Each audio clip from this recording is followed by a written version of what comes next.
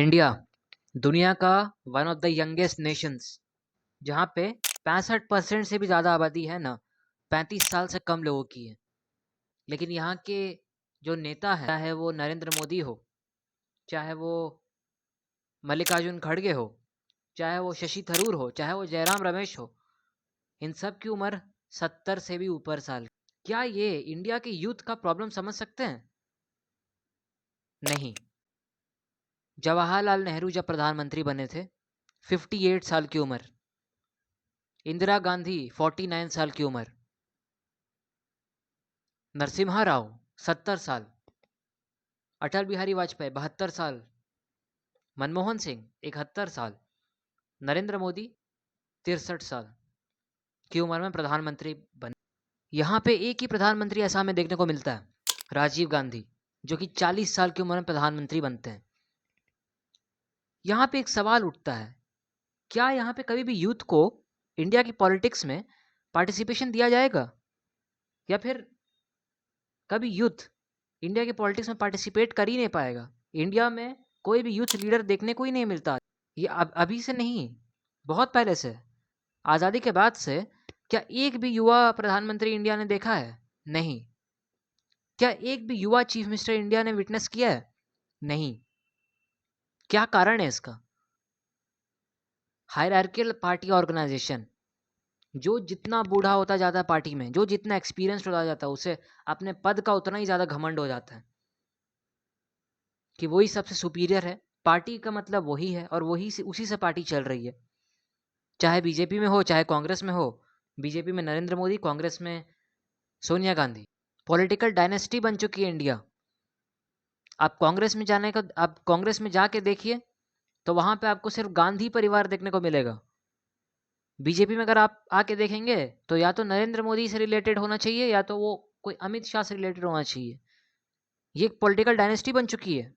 यहाँ पे एक भी यूथ लीडर देखने को नहीं मिला इतने सालों में। किसी भी यंगर जनरेशन से जाके पूछिए कि क्या वो पॉलिटिक्स में जाना चाहते हैं, उनका सीधा जवाब होगा नहीं। क्यों? क्योंकि उन्हें पता है कि उन्हें पॉलिटिक्स में कोई भी सपोर्ट करने वाला नहीं है। क्योंकि पार्टी यहाँ पे बैक्ड की जाती है उन पुराने गार्ड्स से, उन ओल्ड गार्ड्स से, जो अपने आप को एक्सपीरियंस्ड बताते हैं, जो पार्टी को रन करते हैं। पार्टी चाहे कैसी भी हो, पार्टी का डिक्लाइन भी हो गया हो, लेकिन वो पार्टी उन्हीं के इशारों पर चलनी चाहिए। इसी की वजह से इंडिया का यूथ पॉलिटिक्स में नहीं आना चाहता। बाहर के देशों में अगर आप जाके देखिए, वहाँ पे क्या होता है, नए नए आइडियाज़ का इनोवेशन होता है। इजराइल, फ्रांस, जर्मनी, कनाडा,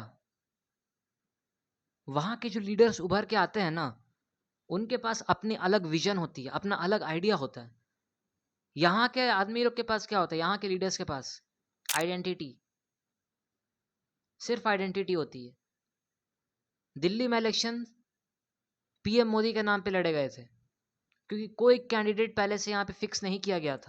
इसीलिए इंडिया आज भी पॉलिटिक्स के मामले में बाकी सारी दुनिया से बहुत पीछे है, और पीछे होने ही वाली है। असली पॉलिटिक्स होती है, अगर आपको देखना है तो आप यूनाइटेड स्टेट्स का सेनेट देख सकते हैं। सेनेट का जो सेशंस होते हैं ना, उसको देखने के बाद अगर आप यहाँ पे राज्यसभा या लोकसभा के सेशंस देखेंगे तो आपको समझ में आ जाएगा इंडिया का पॉलिटिक्स कैसा है।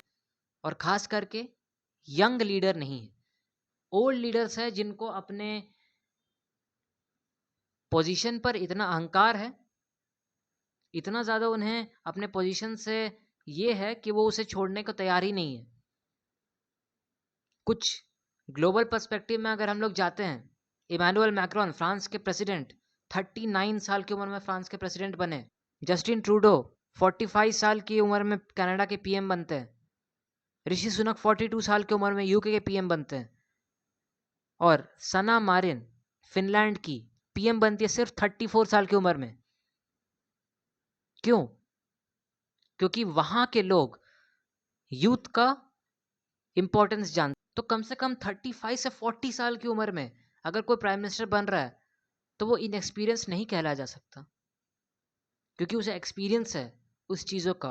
अगर आप 3 या 4, अगर आप मिनिमम 3 लोकसभा का चुनाव लड़ते हैं तो आप एक्सपीरियंस गेन कर सकते हैं। इसके लिए आपको 30 साल 35 साल पॉलिटिक्स में बिताने की कोई ज़रूरत नहीं है। ये चीज़ सिर्फ एक मिथ है जो फैलाई जा रही है कि सिर्फ पॉलिटिक्स में वही लोग आ सकते हैं या तो वही लोग बड़े बड़े पोस्ट्स में जा सकते हैं जो 60 साल 70 साल मतलब इतने ज़्यादा ओल्ड हो। यहाँ पे लोग एंटर होते हैं पॉलिटिक्स में 60 साल की उम्र में 65 साल की उम्र में। पॉलिटिकल पार्टिसिपेशन यूथ के द्वारा यहाँ पे ऑलमोस्ट ज़ीरो है। कुछ एग्जाम्पल्स हैं यहाँ पे यूथ पॉलिटिशियंस के, तेजस्वी सूर्या बीजेपी के, आदित्य ठाकरे, और कोई पॉलिटिशियंस नहीं है जो यूथ को यहाँ रिप्रेजेंट कर सके। जबकि 65% आबादी इंडिया में यूथ की ही है जो कि अनएम्प्लॉयड होते जा रहे हैं, जिनकी प्रॉब्लम्स को समझने वाले ये लोग नहीं हैं। यूथ की प्रॉब्लम्स समझने के लिए एक विजनरी यूथ लीडर होना ज़रूरी है। बस रीजनलिज्म बढ़ता जा रहा है। Almost 0% youth participation. आपका काम है इस वीडियो को ज़्यादा से ज़्यादा लोगों तक शेयर करना। ये वीडियो अगर आपने एंड तक देखी है तो आप कमेंट में यूथ लीडर ज़रूर लिख के जाइएगा, क्योंकि इस देश को एक यूथ लीडर की ज़रूरत है।